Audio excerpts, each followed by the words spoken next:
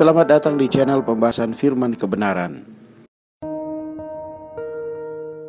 Daud dan Mephiboset. Di dalam berita kali ini kita akan melihat suatu perkara yang ajaib dari perjanjian lama, yaitu di dalam 2 Samuel pasal 4, pasal 9, pasal 16, pasal 19, juga di pasal 21. Kisah ini yaitu kisah dari seorang anak yang timpang yang duduk di bawah, yang duduk di meja perjamuan seorang raja. Di dalam Alkitab ada cerita seorang sundal beroleh selamat, ada seorang penyamun beroleh selamat, pemungut cukai beroleh selamat, seorang Farisi yang jahat beroleh selamat. Kali ini kita akan membahas suatu kisah seorang timpang yang beroleh selamat. Di dalam Alkitab ada satu kisah kasih sayang persahabatan, yaitu antara Daud dan Yonatan. Nah, saat ini kita akan membahas bagaimana perlakuan Daud kepada anak Yonatan yang bernama Mephiboset. Mephiboset ini adalah seorang yang cacat kedua kakinya. Ia adalah seorang yang timpang. 2 Samuel pasal 4 ayat 4. Yonatan anak Saul mempunyai seorang anak laki-laki yang cacat kakinya. Ia berumur 5 tahun ketika datang kabar tentang Saul dan Yonatan dari Yisrael. Inang pengasuhnya mengangkat dia pada waktu itu, lalu ia lari, tetapi karena terburu-buru larinya, anak itu jatuh dan menjadi timpang, dan ia bernama Mephiboset.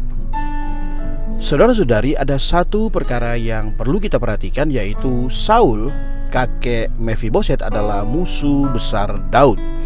Berkali-kali Saul menindas Daud, ingin membunuh Daud.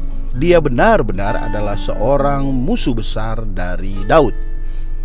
Saul dan Yonatan sudah terbunuh. Karena itu inang pengasuh dari Mephiboset segera menggendong anak itu dan melarikan diri. Dia mengira karena kakek dan ayah anak ini sudah mati, maka sekarang tinggal anak ini. Maka kalau tidak cepat-cepat melarikan diri, mungkin Daud akan membalas dendam kepadanya dan membunuhnya. Namun karena dia terburu-buru melarikan diri, anak itu terjatuh sehingga ia menjadi timpang. Saudara-saudari, cobalah Anda renungkan, bukankah ini mirip dengan keadaan seorang dosa terhadap Allah? Manusia telah salah paham terhadap Allah. Sekali lagi saya katakan, manusia telah salah paham terhadap Allah. Manusia tahu bahwa dirinya berdosa, lalu mengira karena demikian Allah membenci mereka. Boleh jadi Mephiboset berpikir, kakekku adalah musuh Daud, karena itu Daud pasti membenci aku. Aku dengan Daud tidak ada hubungan yang baik, karena itu Daud tidak mungkin mengasihi aku. Demikian juga dengan anggapan kita. Aku tidak ada hubungan baik dengan Allah. Mungkinkah Allah mengasihi aku? Aku membenci Allah. Aku tidak memperdulikan Allah. Aku bahkan mungkin menentang Allah. Mungkinkah Allah mengasihi aku? Kita lihat, berkatalah Daud, masih adakah orang yang tinggal dari keluarga Saul? Maka aku akan menunjukkan kasihku kepadanya oleh karena Yonatan. Hari ini Allah juga mengajukan pertanyaan yang sama kepada setiap orang. Masih adakah orang yang kepadanya aku boleh memperlakukannya dengan kasih karunia? Karena Yonatan, Daud memperlakukan Mephiboset dengan kasih karunia. Maka demikian juga Allah, karena putranya Yesus memperlakukan orang dosa dengan kasih karunia-Nya. Mephiboset mendapatkan kasih karunia bukan karena dirinya sendiri, melainkan karena ada orang yang ketiga, yaitu Yonatan, ayahnya. Satu orang dosa di depan Allah juga demikian. Di hadapan Allah kita sebenarnya sama sekali tidak mempunyai kedudukan apa-apa, tidak patut mendapatkan rawatannya. Tetapi kita memiliki Yonatan kita, yaitu Yesus Kristus. Karena dialah Allah memperlakukan kita dengan kasih karunia-Nya. Kita bisa beroleh selamat karena di hadapan Allah kita memiliki Tuhan Yesus Kristus. Karena telah memiliki Tuhan, maka kita bisa datang ke hadapan Allah. Ketika Daud melihat cucu dari musuhnya, namun ia berkata, Mephiboset. Daud tidak berkata Mephiboset anak Yonatan anak Saul. Daud hanya berkata Mephiboset.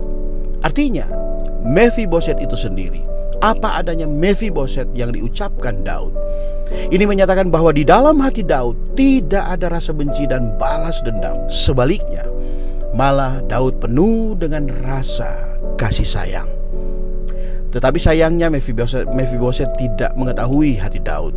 Ketika dia berjumpa dengan Daud, begitu mendengar Daud memanggilnya Mephiboset, seharusnya ia tahu bahwa sikap Daud kepadanya bukanlah penuh kebencian, melainkan penuh dengan kebaikan. Tetapi karena hatinya sudah terlebih dahulu sangat takut, maka ia berkata, "Inilah hamba Tuanku." Mungkin Mephiboset berpikir, dahulu aku adalah seorang cucu raja, sekarang aku telah demikian rendah sebagai seorang hamba. Dan melalui pernyataan ini mungkin bisa menyenangkan hati Daud sehingga dia tidak membunuhnya. Tetapi ketahuilah, tidak ada seorang pun yang bisa bersandarkan dirinya sendiri melakukan pekerjaan hamba, dan melalui pekerjaan itu bisa mendapatkan perkenan Allah. Di sini Daud hendak menyatakan hati Allah. Karena itu ia berkata kepada Mephiboset, "Janganlah takut, sebab aku pasti akan menunjukkan kasihku kepadamu oleh karena ayahmu Yonatan. Aku akan mengembalikan kepadamu segala ladang Saul nenekmu, dan engkau akan tetap makan sehidangan dengan aku." Tadinya Mephiboset hanya memiliki ketakutan. Begitu dia sendiri mengenal perlakuan Daud yang penuh belas kasihan itu, barulah dia mengenal dirinya sendiri dan berkata, "Apakah hambamu ini sehingga engkau menghiraukan anjing mati seperti aku?" Di dalam Roma pasal 2 ayat 4 mengatakan, "Tidakkah engkau tahu bahwa maksud kemurahan Allah ialah menuntun engkau kepada pertobatan?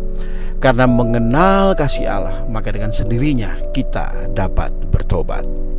Ketika Mephiboset telah mengecap rasa kasih karunia, dia segera bersujud di tanah dan bertobat. Mephibosetlah yang merasa bersalah karena perbuatan kakeknya Saul. Karena itu ia perlu bertobat. Daud tidak bersalah, karena itu Daud tidak perlu bertobat. Allah tidak perlu bertobat. Kitalah yang perlu bertobat. Mephiboset tidak mengenal bahwa Daud mengasihi dia. Daud sungguh-sungguh mengasihi dia. Sampai di sini mungkin ada orang yang berkata, memang beroleh selamat adalah bersandarkan kasih karunia, bukan bersandarkan kelakuan atau usaha kita. Allah memperlakukan kita seperti Daud memperlakukan Mephiboset. Namun setelah aku beroleh selamat, bukankah aku harus melakukan perbuatan baik? Mengapa aku kadang-kadang merasa tinggi, kadang-kadang merasa rendah, kadang-kadang baik, kadang-kadang tidak baik? Untuk menjawab pertanyaan ini, mari kita membaca ayatnya yang ke-13, yaitu dikatakan di sana, "Demikianlah Mephiboset diam di Yerusalem, sebab ia tetap makan sehidangan dengan raja. Adapun kedua kakinya timpang." Saudara-saudari, permulaan kita beroleh selamat adalah bersandarkan kasih karunia. Maka kita untuk menjaga keselamatan ini juga bersandarkan kasih karunia. Kesalahan dari banyak orang ialah mengira permulaan keselamatan adalah bersandarkan kasih karunia, namun untuk memelihara keselamatan ini adalah bersandarkan kekuatan atau usaha kita. Tidak ada perkara demikian. Kita harus tahu, syarat beroleh selamat juga menjadi syarat menjaga keselamatan itu. Aku beroleh selamat karena Yesus, maka aku juga karena Yesus akan terjaga sampai pada akhirnya. Meskipun Mephiboset senantiasa makan sehidangan dengan raja, tetapi kedua kakinya timpang. Orang yang timpang salah satu kakinya masih bisa melompat atau bergerak, namun orang yang kedua kakinya timpang tidak saja tidak leluasa berjalan, bahkan sangat sulit untuk melakukannya. Ketahuilah, duduk sehidangan dan makan bersama raja adalah satu fakta, tetapi kaki yang timpang juga adalah satu fakta yang lain.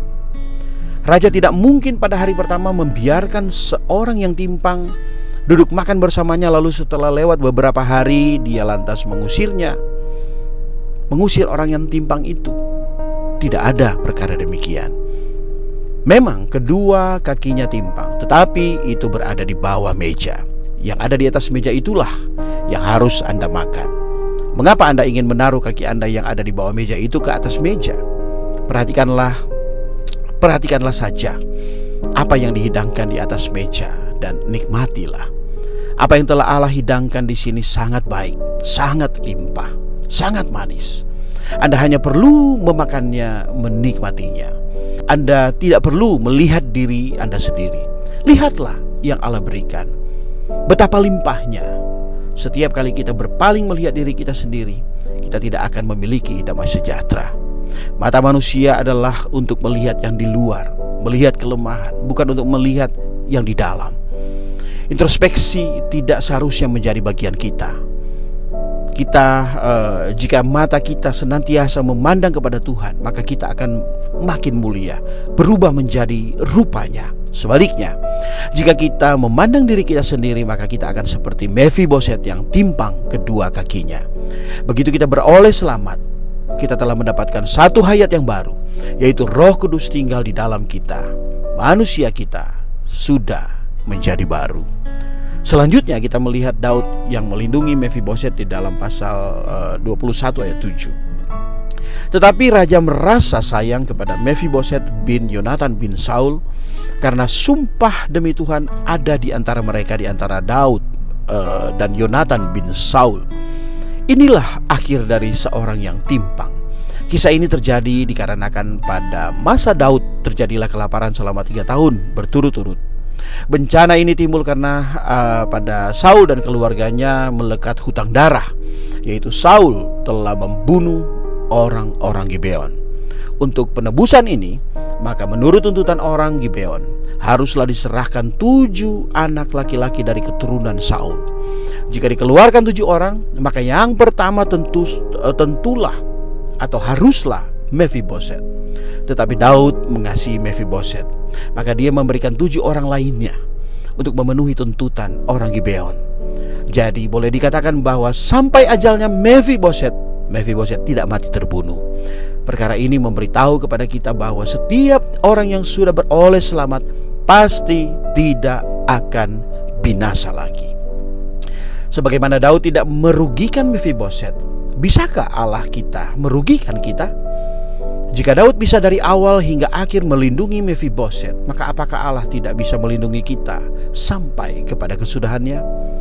Yohanes pasal 10 ayat 28 sampai 29 berkata, "Dan aku memberikan hayat yang kekal kepada mereka, dan mereka pasti tidak akan binasa sampai selama-lamanya, dan seorang pun tidak akan merebut mereka dari tanganku. Bapakku yang memberikan mereka kepadaku lebih besar daripada siapapun, dan seorang pun tidak dapat merebut mereka dari tangan Bapa." Ayat-ayat ini sangat kita hafal. Ini memperlihatkan jelas kepada kita bahwa kita tidak bisa direbut oleh siapapun dikarenakan tanganku atau tangan Bapakku. Tangan Tuhan Yesus, tangan Bapa telah memegang erat kita. Maka siapakah yang dapat merebut kita dari tangan yang demikian? Tentu tidak ada. Orang yang telah mendapatkan kasih karunia pasti akan dijaga dan dilindungi oleh Allah hingga akhirnya. Hayat yang telah diberikannya kekal di dalam kita untuk membawa kita kepada kekekalan yang akan datang, yaitu langit baru dan bumi baru, Yerusalem baru. Namun hari ini kita perlu bertumbuh matang di dalam hayat, agar sebelum kekekalan yang akan datang, kita bisa beroleh bagian, yaitu meraja dengan Kristus di dalam masa kerajaan 1000 tahun sebelum Yerusalem baru, sebagai suatu zaman bagi kita untuk menikmati pahala kita bersama Kristus. And the truth shall set you free. Ini zaman pemulihan Tuhan. Tuhan Yesus memberkati.